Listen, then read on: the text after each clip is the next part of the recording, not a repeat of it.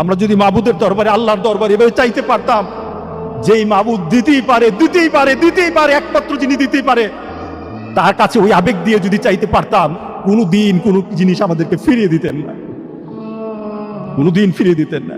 আমরা চাইতেই পারি না, আমরা ওইভাবে আল্লাহর দরবারে চাচ্ছি না। আমরা যদি চাইতে পারতাম, তাহলে পৃথিবীতে আমাদের এই তো বিপদ থাকতো না।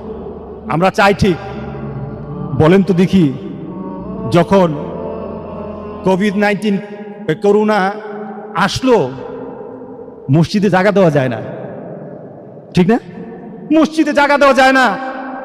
বলা হয় মসজিদে একটু সিস্টেম হতে আসতে হবে, একটু কম আসতে হবে, বাড়িতে সবাই নামাজ পড়েন। কিন্তু আমরা বলি না, বাড়িতে নামাজ পড়বো না, মসজিদই পড়বো। মসজিদ ভরে যায়, কোনোদিন মসজিদ জুমা ছাড়া ভরে নাই। কিন্তু যে কোভিড-19 যখন করোনা আসলো,